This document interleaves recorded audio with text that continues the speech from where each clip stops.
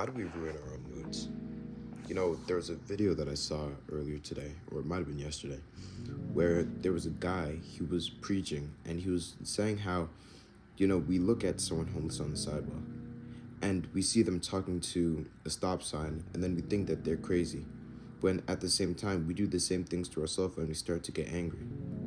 And I think it's very important that we almost recognize how much our brain almost puts ourselves in a bad mood.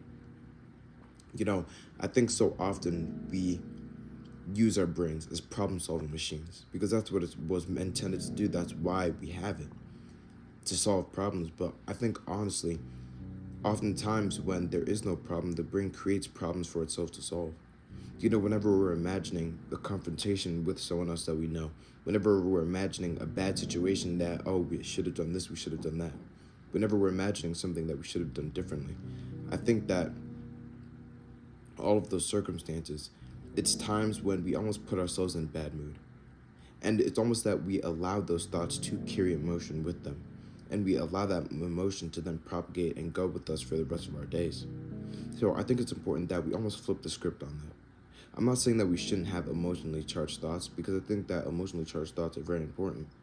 But rather, I think that it's important that we almost overrun those negative scenarios, those negative imaginations, those negative thoughts with positivity. We think positive thoughts. We think about what we want, not what we're trying to avoid. Because I think that in thinking of what we're trying to avoid, we then almost allow it to appear in our lives. It's almost like resistance is giving, but you don't want energy. So then why don't we just substantiate energy towards what we do want? Why don't we give ourselves, and why don't we allow ourselves to think about what we do want rather than what we don't want? Why don't we just allow ourselves to think positive thoughts?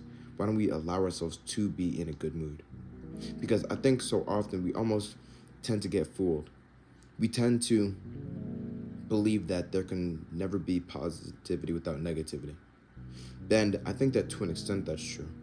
But that also doesn't necessarily mean that we should put ourselves in a bad mood just because we've been in a good mood. I think that it's important to almost allow ourselves to be in a good mood. Allow ourselves to experience happiness, to experience peace, to experience positivity. And not necessarily try to create scenarios that would then take away from that. It's a quote, it's like, in the peaceful times, the militant man will attack himself. And I think that's very true. So I think it's important that we don't allow ourselves to attack ourselves. We allow ourselves to experience positivity, to experience the peace and the joy that we have in our day-to-day lives. And that's not to say that we should just ignore anything negative in our lives, but it's almost to not allow ourselves to create negativity. And I think that to a really good extent, I'm really starting to understand this, that a lot of the negativity that we end up creating for ourselves is something that we create in our minds first. And I mean that in the sense that I think a lot of the bad habits that we have, a lot of the things that we're trying to stop doing, a lot of the things that we do that maybe aren't the most beneficial for our lives, I think that they all stemmed from absences internally, from holes that we had internally that we then try to fill from external things. But I don't think that there's any true way that that can be done. It's almost like trying to fix a cause by trying to change an effect. But rather, we change the effect by changing the cause. And I think it's about recognizing that nothing external can fix anything internal. It's about recognizing how much power we have to fix ourselves internally. It's almost as simple as just flicking a switch in your mind, allowing yourself to fill the hole, to fill the gap that you're missing. And in doing so, we then stop those negative habits from propagating in our lives. It's about recognizing that, like I said, nothing external can fix anything internal. Nothing external can impact the internal unless we allow it to. So it's almost about being cognizant about what we do allow ourselves to be impacted by. And when I say that nothing external can impact anything internal, that also means that everything internal can impact everything internally. And that I think that to an extent, the internal can impact the external. So it's about recognizing that the thoughts that we have do matter. The things that we think about do matter. What we give our attention to matters. And, that's not just to say, oh, like, you shouldn't be watching anything bad. You should only be, doing this, doing that. But it's to say that, not even in that sense, just allowing yourself to experience the positivity that you want. Imagining that positivity, imagining the scenarios that you do want to happen. and not just existing in that imagination, but allowing that feeling, the feeling of having what you want, to then exist in your day-to-day life, rather than imagining and feeling what you don't want to happen, and then propagating that negativity throughout your day-to-day life. I've made a video similar to this, and I've also used this Bible verse as well, but I think it's still really relevant to the topic of this video.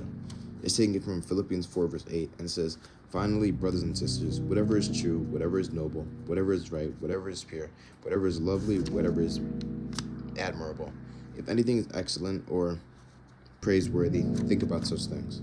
So, I think it's pretty clear as day here what the Bible meant by this. We should try to think positive thoughts. We should try to focus on what we do want to happen rather than what we don't want. Because I think that what we focus on controls us. And I think that what controls us ends up controlling our lives. So it's about recognizing that if you just focus on the positivity more, you end up seeing more positivity. It's like that one famous video with like the people dancing, and then like if you focus on the people dancing, then you won't see the gorilla walking past them. It's like that. I think that if we allow ourselves to focus on the positivity, then we end up seeing more positivity in our day-to-day lives. We allow ourselves to be more positive and peaceful people. So I think it's not necessarily about, oh, you should do this, you should do that, but it's really just about asking yourself, which one do you want? Do you want to continue propagating negativity? Do you want to continue propagating what you don't want? Or do you want to begin substantiating what you do want? Because I think that we make that choice every moment, but oftentimes we're not aware that we are making that choice. So I just think it's important that we take that into account when we're just thinking about the things in our lives and thinking about just anything, really. I hope you took something from this video. Thank you for watching.